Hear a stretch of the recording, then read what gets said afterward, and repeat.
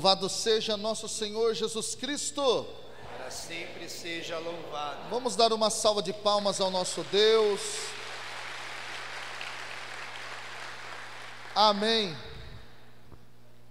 Queridos irmãos e irmãs, a palavra que o Senhor quer trazer para nós nesta parte do nosso encontro tem como direcionamento o seguinte tema: nos tornemos referências de pessoas sinceras e verdadeiras. E como subtema, o ser profeta nos tempos atuais. E ontem à noite, eu estava em oração lá no quarto do hotel e pensando, refletindo, preparando de novo as ideias para poder fazer a pregação para vocês. E por algum momento o Senhor me fez lembrar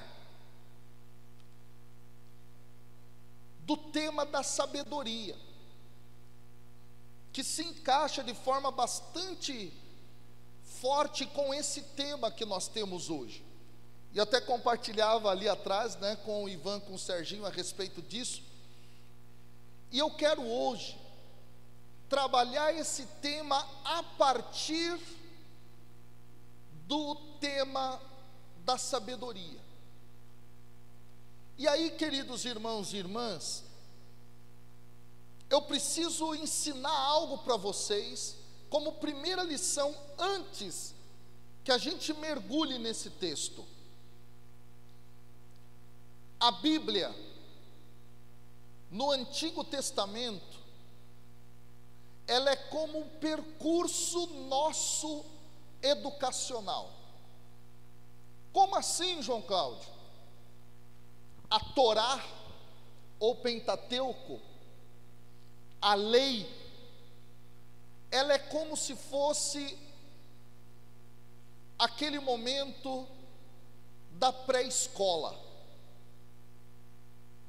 A gente aprende na escolinha, quando é criança, a mãe dando para nós,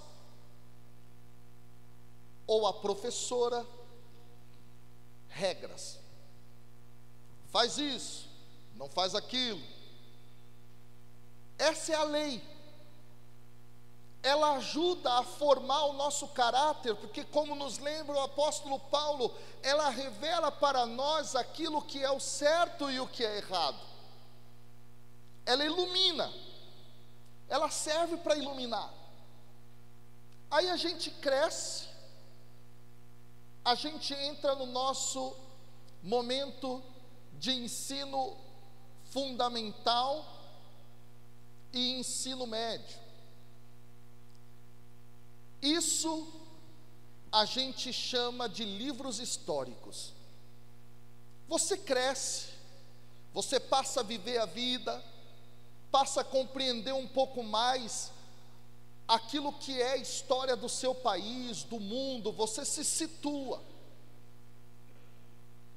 Aí você chega no momento alto da sua juventude, e a juventude é o ímpeto. É o momento em que pulsa em nós o desejo de mudarmos o mundo. Nós entramos na faculdade.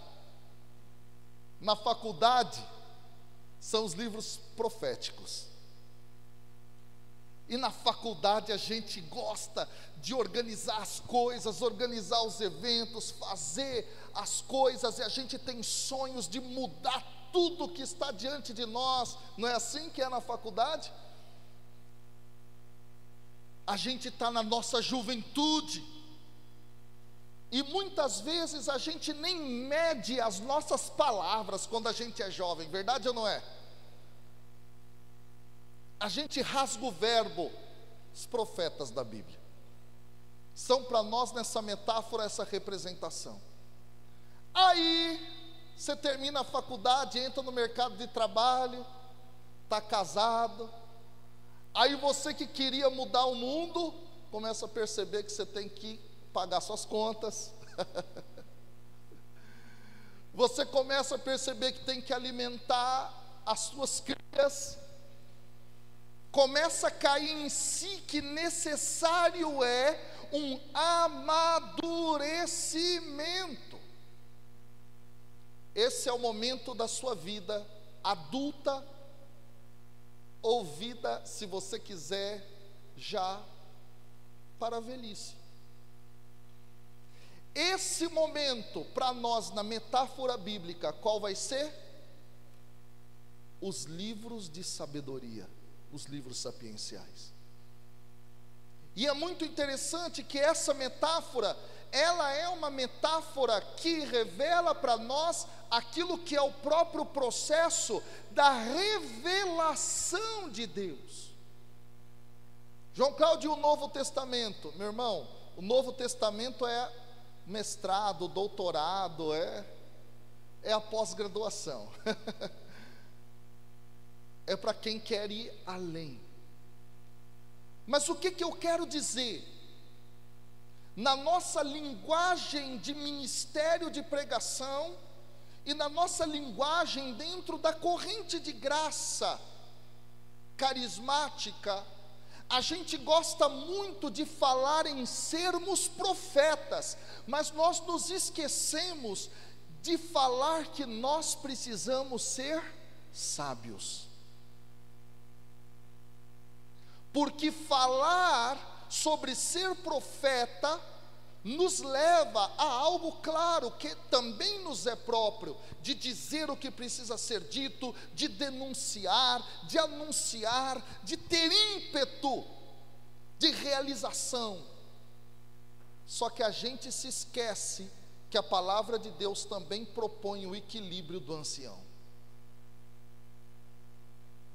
O ancião é aquele sujeito que, quando está vendo o mundo acontecer, ele para, como são os livros de sabedoria da Escritura, põe a mão no queixo e analisa, pensa e repensa.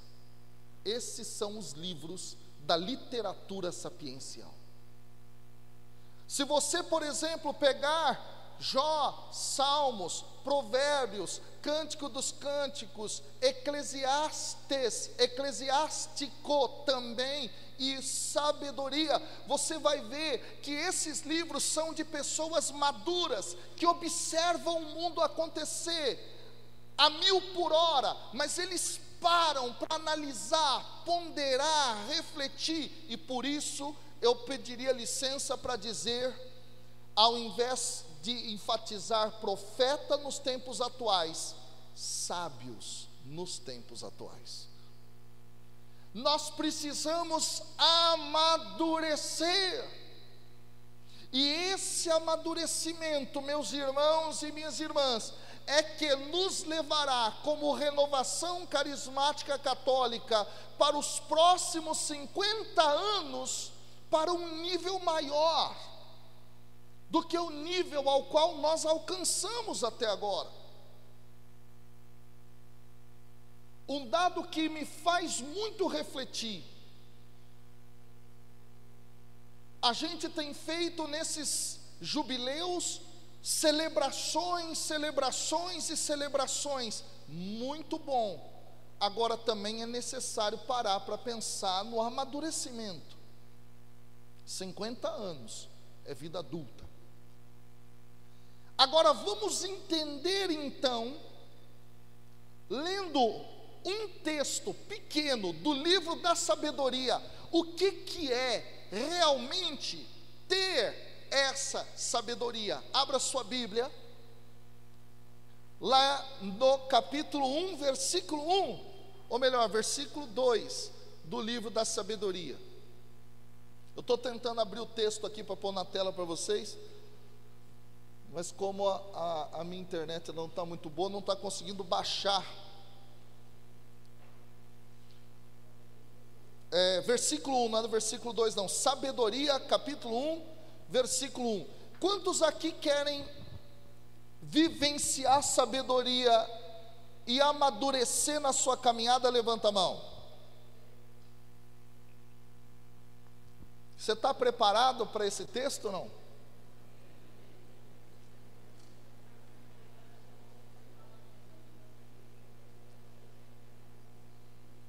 Para nós nos tornarmos pessoas de referência, é preciso amadurecimento, irmãos. Sem molecagem na fé, sem palhaçada, já somos adultos demais. Espero eu. Diz assim: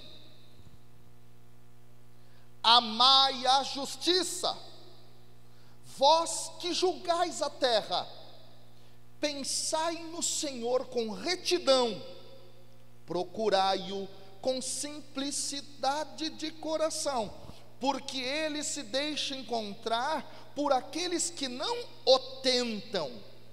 Ele se revela aos que não lhe recusam a fé, pois os pensamentos tortuosos afastam de Deus, e o poder posto à prova confunde os insensatos.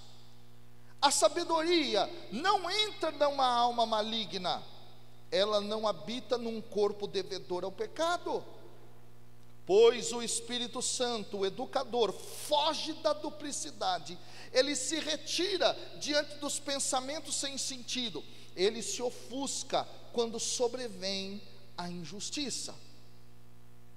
A sabedoria é um espírito amigo dos homens, não deixe impune o blasfemo por seus propósitos, porque Deus é testemunha de seus rins, perscruta seu coração segundo a verdade, e ouve o que diz a sua língua.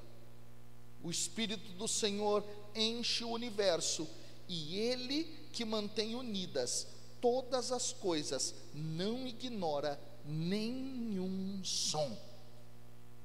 Por isso, quem fala iniquamente não tem desculpa, não poderá eludir a justiça vingadora, e indagar-se-á sobre os planos do ímpio. O barulho de suas palavras irá até o Senhor, como prova de seus crimes.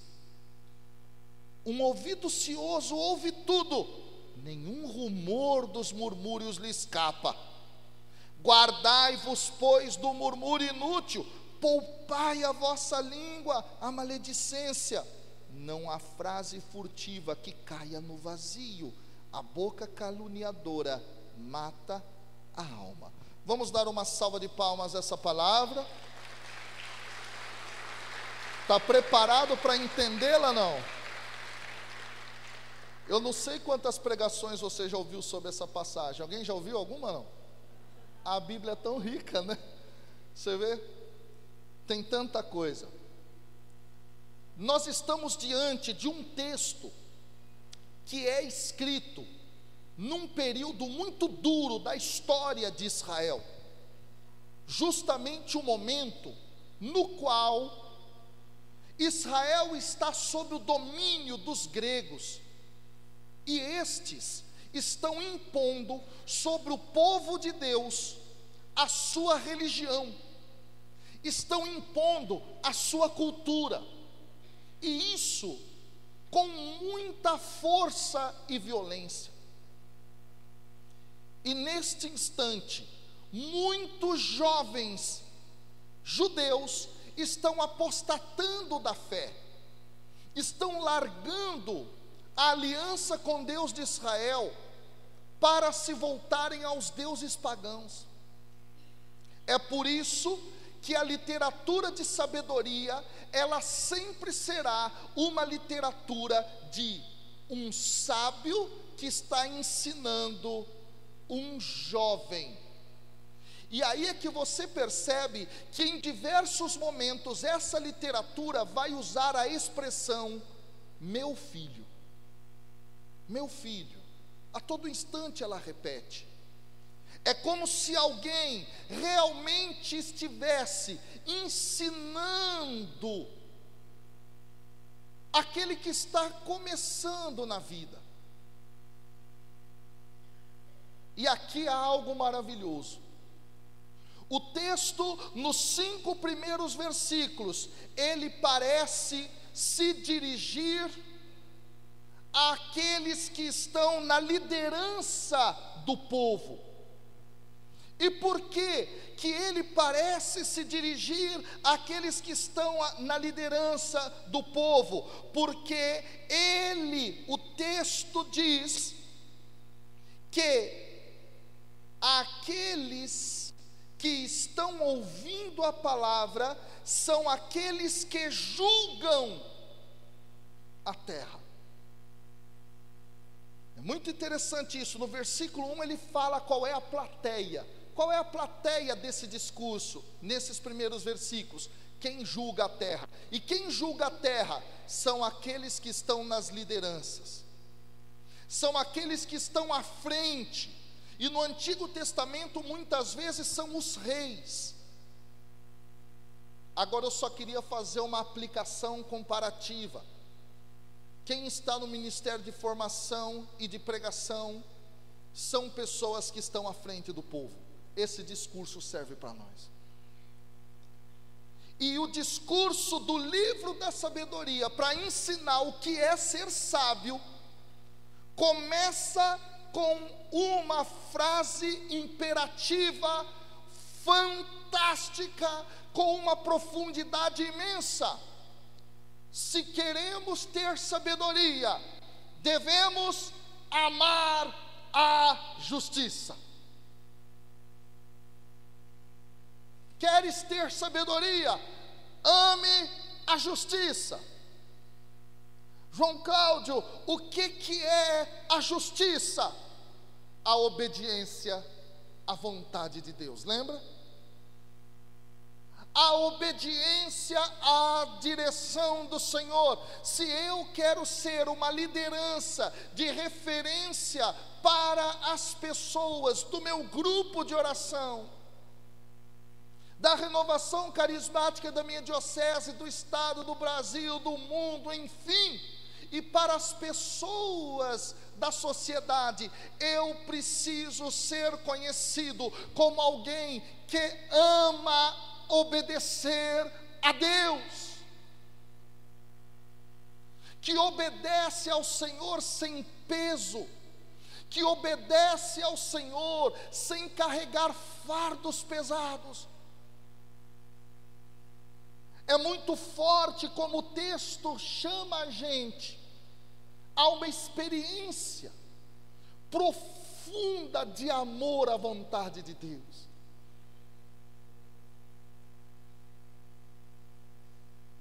Olhando para isso, eu entendo como o Papa Francisco, na alegria do Evangelho, trabalha tão bem essa noção: evangelizar e ser evangelizador, e ser evangelizado que evangeliza, ser alguém que vive na obra de Deus como alguém que expõe o Evangelho, é alguém que deve expressar alegria, amar obedecer a Deus, amar ser justo, amar fazer o certo. Gente, você já pensou nisso? Amar fazer o que é certo. Eu amo ser honesto, eu amo jogar limpo com as pessoas, eu amo cumprir a vontade de Deus, indo ao culto, ou seja, igreja e outras celebrações. Quando eu falo culto, eu estou na categoria da relação que eu tenho com Deus, da mediação da comunidade que se reúne. Eu amo ir ao grupo de oração. Eu amo fazer a vontade de Deus. Deixa eu te perguntar, você ama ser honesto? Você ama ir à igreja? Você ama pagar as pessoas no dia? Você ama saldar as suas dívidas? Você ama falar a verdade com carinho para as pessoas? Você ama fazer a justiça? Você ama ajudar o pobre? Você ama ajudar o necessitado? Você ama? Ei, escute, a pergunta que eu estou te fazendo é: você ama fazer isso? Se você ama, você está no caminho certo do sábio, porque o sábio ama a justiça. as pessoas são capazes de olhar para nós indo para o grupo de oração e dizer: aquele ama ir para o grupo de oração. Ou você está assim na rua, para onde você está indo? Está indo ali no grupo ali. Tem pregador e formador que está arrastado. Ei, querido, deixa eu dizer para você, é hora de amar fazer a vontade de Deus, é fazer com sorriso no rosto. E às vezes a vontade de Deus não é a nossa vontade.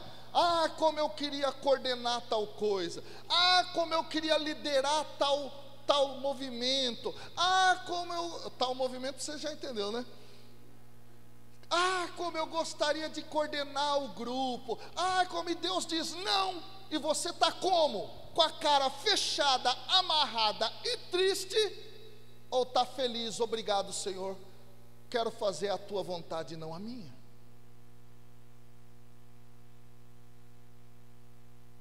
Ame a vontade de Deus, ainda que ela seja a cruz. Amai a justiça. Aí o texto diz: segundo imperativo de abertura para aquele que quer ser sábio, pensai no Senhor.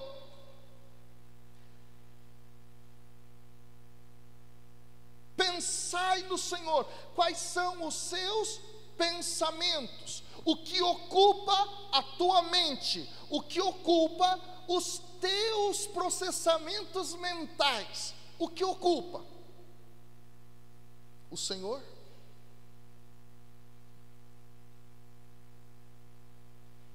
E aí o texto diz: para sermos sábios devemos pensar no Senhor de uma forma muito própria. A qualificação é fantástica: com retidão. E o que significa isso aqui? Com retidão significa da forma correta, da forma coerente. Aqui há uma lição maravilhosa. Se queremos realmente sermos sábios, pessoas maduras na fé, como lideranças para outros, nós precisamos ter a justa medida daquilo que é Deus de verdade.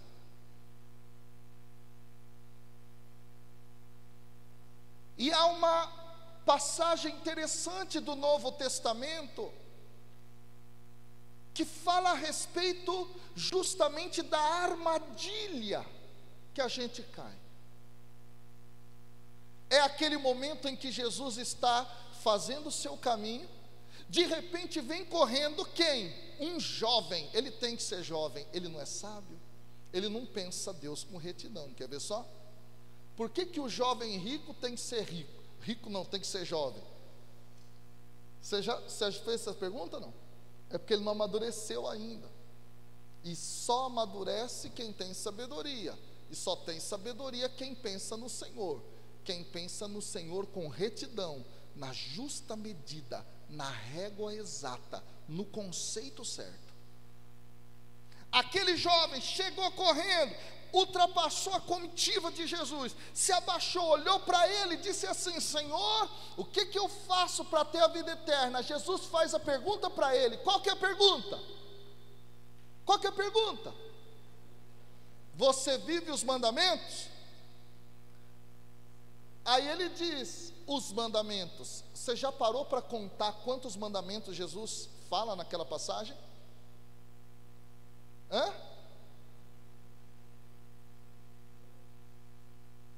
Jesus, depois você vai na sua casa, você vai ver. Sabe quantos mandamentos Jesus cita? 6. E aí Jesus diz para ele assim: escuta, depois de citar os 6, uma coisa só te falta. Deixa eu te fazer uma pergunta. Ou Jesus era ruim de matemática, ou ele sofria de amnésia. Porque os mandamentos básicos da lei de Deus são quantos? Ele citou 6 e falou que um só faltava. Depois você vai contar lá e você vai ver que são 6, ele diz uma só coisa de falta. Vem cá. Quando aquele jovem aborda Jesus como? Antes de todo esse jogo que eu quis te ensinar. Bom mestre. Bom mestre. E Jesus então olha para ele e fala assim: você está me chamando de bom? Só Deus é bom. Aí fica a pergunta, ora bola, mas Jesus não é Deus? Como é que ele está falando só Deus é bom? Aqui que vem o detalhe. Ele é jovem, não está maduro. A bondade que ele tinha na cabeça e que ele colocava sobre Deus, não é a bondade que está revelada na Escritura. Em outras palavras, aquele jovem é imaturo, porque ele pensa Deus à sua maneira, e não a maneira como Deus se auto-revelou. Quem é o sábio? É quem pensa Deus da forma justa, reta, dentro daquilo que Deus falou sobre si mesmo. Ou seja, ele não distorce aquilo que Deus é, ele absorve aquilo que Deus é. Ele aceita como Deus é. Ele não quer criar imagens de Deus para si. E o ato de criar imagens de Deus para si tem um nome no Antigo Testamento e no Novo: idolatria. O que o texto está querendo ensinar? O texto está querendo ensinar que para ser sábio eu não posso ser um idólatra. O que é o idólatra? O idólatra cria um Deus para si. E nós, muitas vezes, quando não mergulhamos na revelação de Deus, presente na Escritura e na tradição ensinada pelo magistério, nós criamos um Deus para nós mesmos. Nós não pensamos no Senhor com retidão, nós não pensamos no Senhor com exatidão, nós criamos um Deus, e muitas vezes estamos servindo a ídolos e não ao Deus verdadeiro. Um Deus verdadeiro não é criado pelo ser humano, ele é o criador do ser humano. A diferença entre ídolo e Deus verdadeiro é essa: o ídolo é criado, o Deus verdadeiro é o criador. E sabe o que vem acontecendo muitas vezes? Nós estamos criando deuses para nós, que ratificam as nossas escolhas erradas e as nossas injustiças. Quando a gente faz alguma coisa errada, que a gente não tem humildade de voltar atrás, a gente bate na mesa quando está na frente de todo mundo e diz assim: Deus me revelou e foi assim eu fiz. Você pôs a culpa em Deus, mas na verdade foi num ídolo que você criou. Pensar em Deus com retidão te leva à sabedoria, e isso significa, você só alcança se você perscrutar aquilo que Ele falou de si mesmo na sua palavra. Olha para o teu irmão e diga assim: você serve o Deus verdadeiro ou um ídolo que você criou?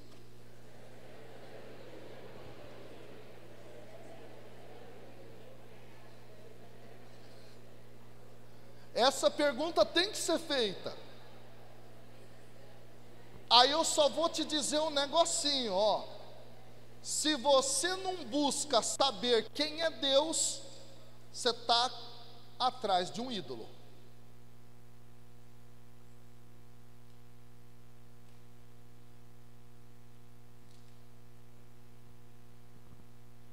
que ratifica a sua forma de pensar.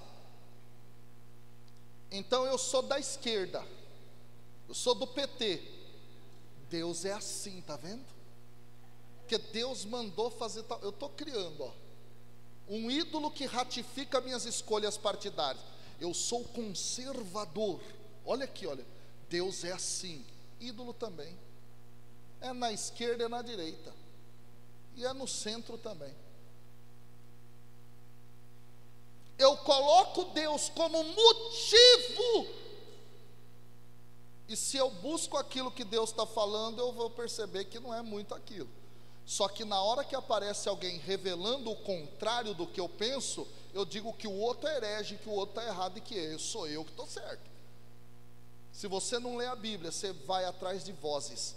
E essas vozes constroem ídolos. E esses ídolos passam a guiar você.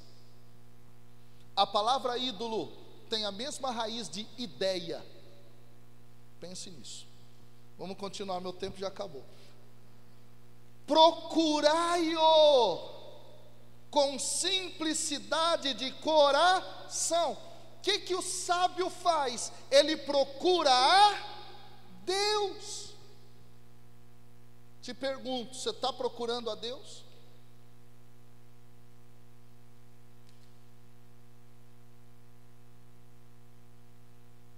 Se eu quero ser um homem de referência, eu tenho que ser o primeiro a procurar a Deus. Porque tem gente que não procura a Deus e manda os outros procurarem. Estão aqui na frente com um microfone na mão e fazem um teatro maravilhoso. Busque a Deus e ganhe um aplauso. Busque ao Senhor, reza todo dia, irmão, mas o joelho dele não se dobra em nenhum segundo nas suas 24 horas. E está lá, olha, ama a Bíblia, pregando, olha, ama a palavra, vai gente, aplaude, beija a Bíblia. Isso, mas ele mesmo não lê um versículo dos 73 livros presentes na Escritura. Procurai a Deus com simplicidade. Chegou a hora de amadurecer. Faça o que você disse. Se você fizesse o que você disse, meu irmão, você ia ser um santo. Nós formadores e pregadores caímos na tentação de dizer aos outros o que eles devem fazer, mas nós mesmos não obedecemos às nossas próprias pregações. E o texto continua. Tá preparado, irmão? Sim ou não? Escute bem. Olha só o que diz o texto, ó. Deixa eu pegar aqui já para terminar, né? Quer ver? Versículo 6. Versículo 5. Tem tanta coisa. Pois o Espírito Santo, o educador, foge da duplicidade. Se ele foge da duplicidade, se em casa eu sou um com o microfone na mão, eu sou outro aqui na frente, você já entendeu tudo, né? Ele foge da duplicidade. Eu estou aqui na frente, aleluia, irmão, vamos lá, glória a Deus, ergue o braço, reza, e dentro da minha casa eu não faço nada disso. Quando eu estou em casa, eu estou ocioso, deitado no sofá, assistindo televisão, ou fazendo qualquer outra coisa lá parado. E dentro de mim está assim, reza, meu filho. Deus está falando, você está lá, glória a Deus, olha Deus falando comigo. E para o outro você diz que ele tem que obedecer. Foge da duplicidade o Espírito. Deus quer homens íntegros. E íntegro é inteiro. Você não pode ser um aqui e outro na sua casa. Parece clichê, mas é realidade. E a gente ouve isso todo encontro, todo retiro, mas a gente não se dá conta que é Deus bradando isso para nós. O espírito foge da duplicidade, irmãos. Nós precisamos ser retos em Deus. Versículo 7. No versículo 6, vai. É que é tanta coisa, gente, isso aqui. A sabedoria é um espírito amigo dos homens, não deixe impune o blasfemo por seus propósitos. Aqui é uma das coisas mais bonitas. Porque Deus é testemunha de seus rins, perscruta seu coração, segundo a verdade, e ouve o que diz a sua língua. Deixa eu te falar uma coisa. Deus é testemunha dos seus rins. Na Bíblia, rim é tanto emoção quanto pensamento. E coração é pensamento para a Bíblia, ok? Nunca se esqueça disso. Coração na Bíblia é pensamento. Para a Bíblia a gente pensa aqui, ó, no coração. Deus perscruta lá dentro. Ele é testemunha dos seus rins. O que é testemunha? Testemunha é alguém que olha a realidade e vai diante de um tribunal para falar. E ele tem que falar somente aquilo que ele viu. Deus está com o olho aberto dentro do seu rim. E perscruta o coração segundo a verdade. Olha como é profundo o ensinamento. Aquele que quer ser o sábio, a referência de liderança para as pessoas da comunidade, precisa ser alguém que tenha consciência de que Deus conhece o seu caráter. O que é caráter? Caráter é o seu impulso mais primordial. Quer um exemplo?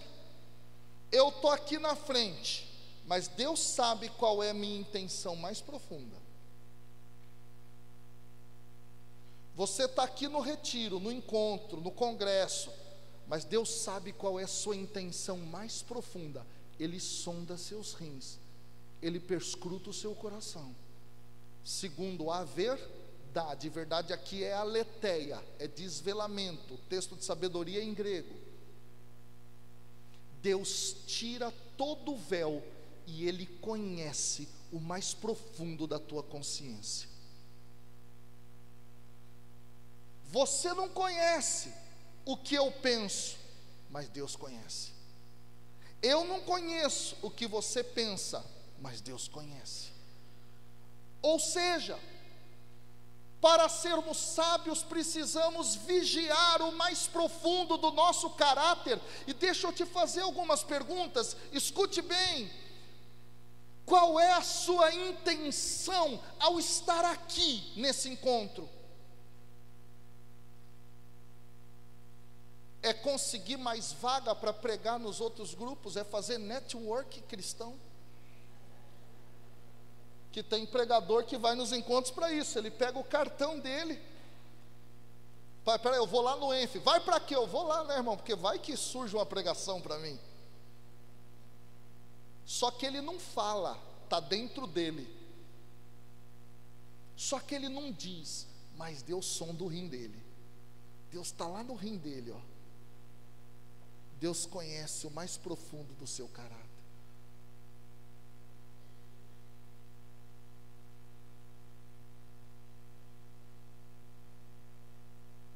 Você está diante de uma liderança. Deus sabe o mais profundo do seu caráter. Deus sabe, Deus conhece. Ele está lá dentro. Quero ser pregador. Deus sabe por quê. A ele você não engana. A mim você pode enganar, mas Deus sabe. Às vezes Deus está falando assim: esse aí está querendo ser pregador, que o que ele está querendo é fama. Deus sabe, não dá para fugir. Aí o texto ele é maravilhoso, porque ele diz assim: e ouve o que diz a sua língua. A língua não diz nada. Quem diz é a boca. Quem diz é o sujeito. Sua língua pode estar parada no silêncio, mas Deus sabe o que ela queria dizer. Os xingamentos internos que você tem, Deus sabe tudinho. Você está aqui, glória a Deus, irmão. Mas Deus sabe o que está lá. E aí é muito interessante, por quê? Porque o texto traz um movimento. No versículo 6 ele diz isso: Deus é testemunha dos rins, Ele perscruta o coração segundo a vontade, a verdade, Ele ouve o que diz a sua língua. Mas olha o versículo 7, ele é um movimento interior para o exterior, quando ele diz assim: o Espírito do Senhor enche o universo. Sabe o que é isso? Deus só não está dentro, está fora também. Não tem como fugir, irmão.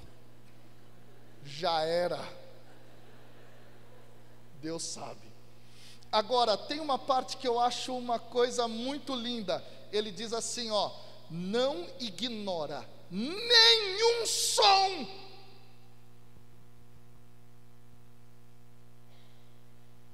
Se ele está dentro, ele conhece, fora ele ouve tudo que a gente está falando. Ele não ignora nenhum som. Ele não ignora, e aí a gente entende o movimento do texto, que é maravilhoso. Ele diz assim, ó, versículo 10, ou melhor, versículo 9, tem tanta coisa aqui, Jesus. O barulho de suas palavras irá até o Senhor.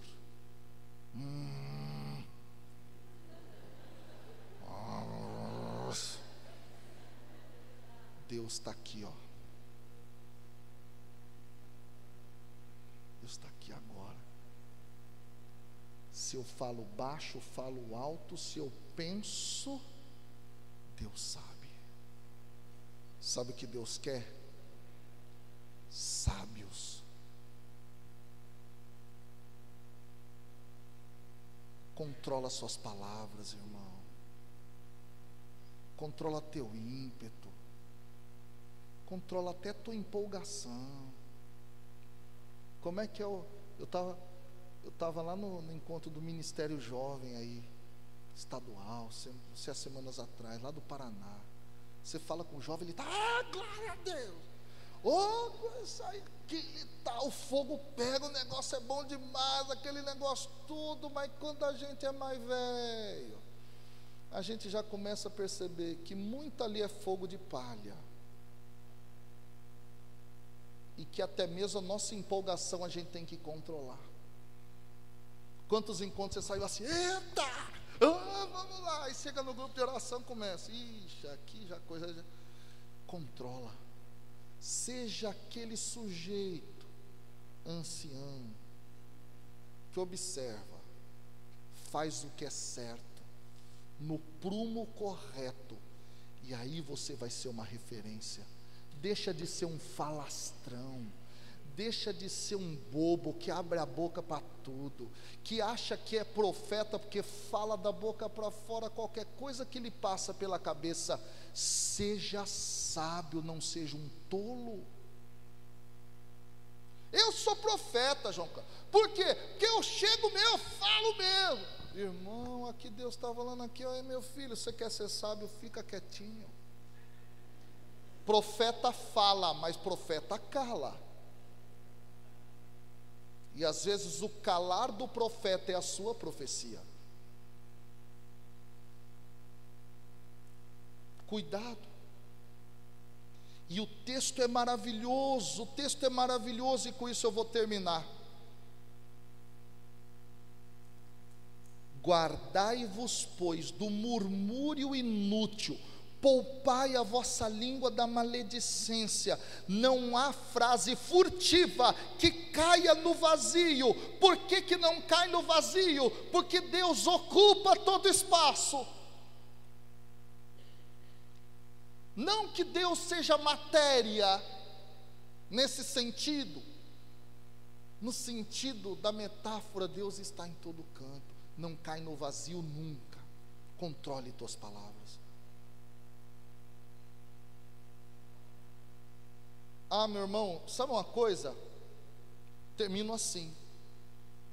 No começo do meu ministério de pregação, eu queria arrebentar. Chegava no lugar assim, com o peito estufado aqui, ó. Chegou, parecia um delegado. Eita.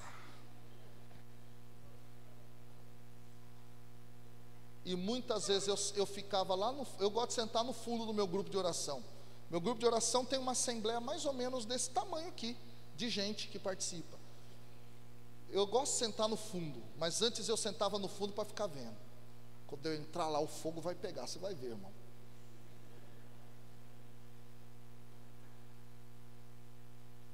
Que bobo que eu era. Deus faz pegar fogo a hora que Ele quer, do jeito que Ele quer, da forma que Ele quer. Eu não preciso forçar nem nada e nem ninguém. Pregador não ganha no grito, ganha na fidelidade, na unção de Deus, da forma que Ele quer, na medida que Ele quer, do jeito que Ele quer, na hora que Ele quer. Grito a gente ouve em qualquer lugar, vai no estádio de futebol, mas unção, não.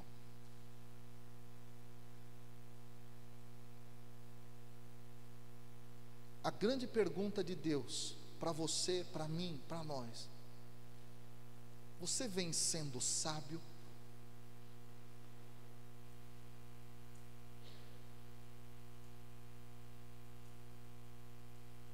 Qual é o caráter das tuas ações dentro da igreja?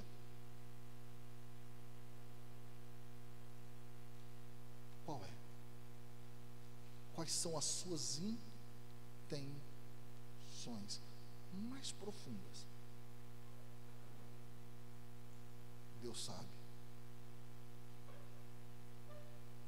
Deus sabe. Que Deus nos dê sabedoria para equilibrar o nosso profetismo, porque a gente está falastrão demais e sábio de menos. Eu vou pedir os irmãos, já que faço fundo musical, para a gente rezar. O texto é bonito demais, dá para a gente estudá-lo, né, de forma muito profunda. O texto da sabedoria é um negócio magnífico.